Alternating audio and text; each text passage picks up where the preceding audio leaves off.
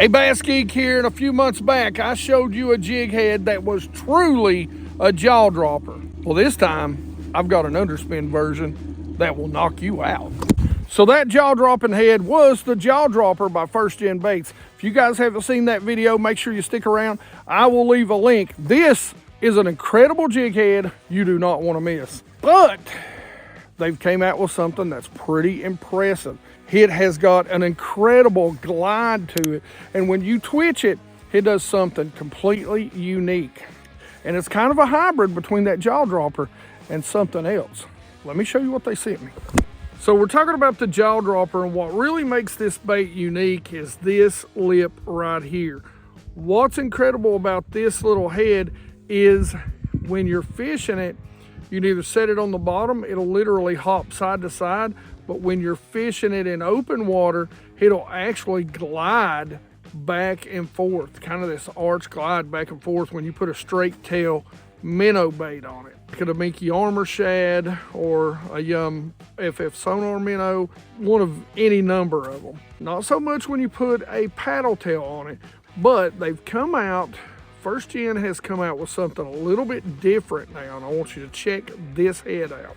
Now, they sent me a new pack. This literally just dropped a few weeks ago. It is on Tackle Warehouse now, and I will put links down there in the description for it. But this is the Scope Jaw from First Gen. This is an underspin version of the Jaw Dropper. Now, what makes this underspin extremely unique is the fact that when you're fishing it and you're slow reeling it back, it's got this little hunting action, this side to side glide action to it. Just a nice little bit of hunting action. So it's a little bit different, gives those bass something a little different than just that straight retrieve. And when you can give it a twitch and it'll jump around a little bit like a dying minnow, you'll get a little bit of that sort of side glide. But this gives you a whole new play on the old underspin. Now, these are the two sizes they sent me. I don't know what sizes they come in. Again, links will be in the description. This is a 2/0. It does have a mustad hook in it, and this is the 1/8 size. This is in blue shad, and this is Tennessee shad. This is a 3/16. All right, so now let's go ahead and rig these up. All right, geeks, so what we're gonna do is we're gonna tie the old pitsine knot on here.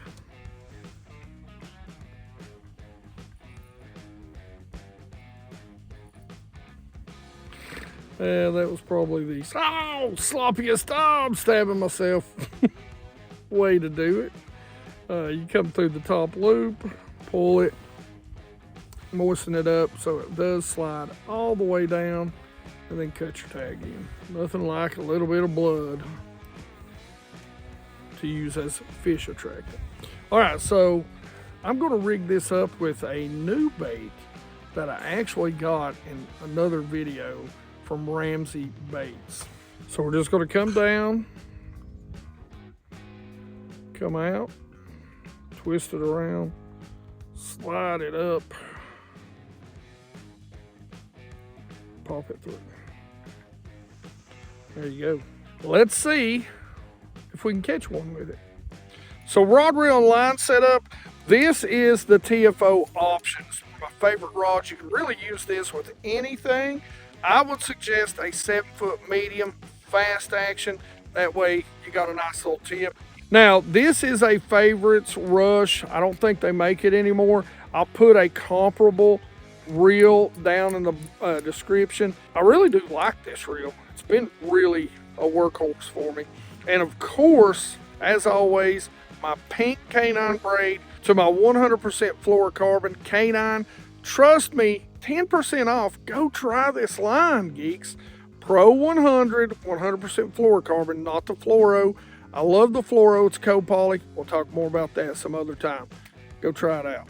So now, there's a lot of different ways to fish an underspin, and one of my big favorites this time of year is to use a straight tail. That straight tail is super subtle once you get into water temps in the low 50s and 40s. That's wintertime fishing.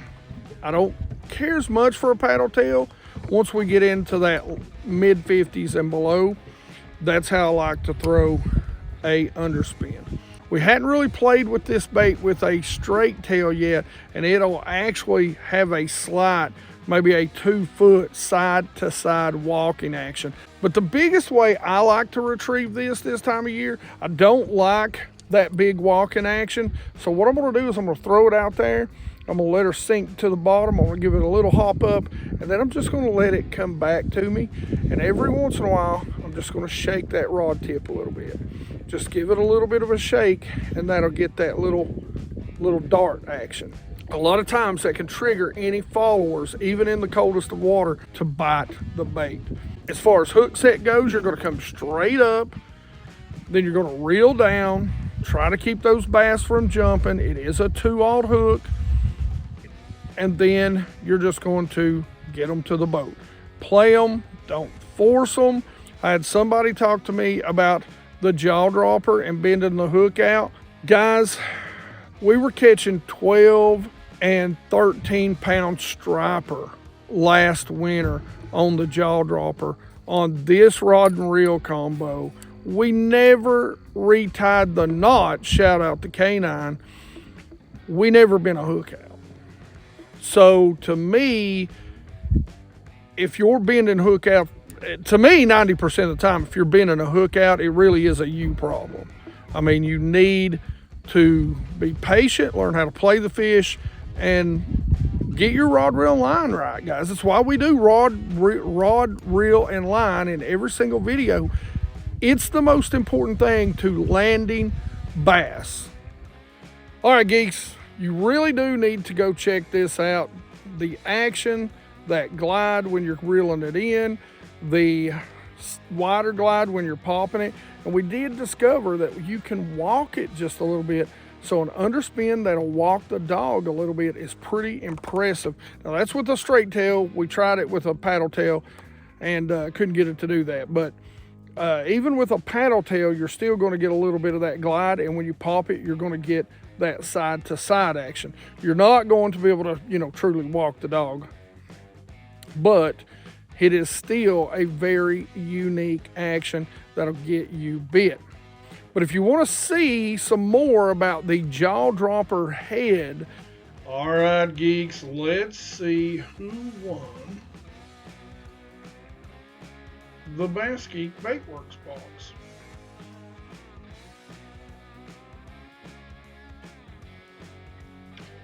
Include replies, we don't want duplicates.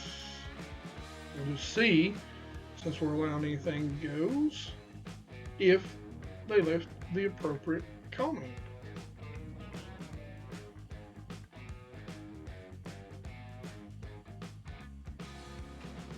Okay, 0 comments, that's weird.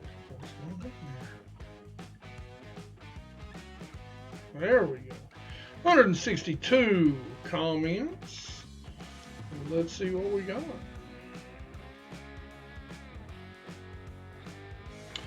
Michael Stout, look at that, buddy. Jig it. Great info and tips. Love all the videos.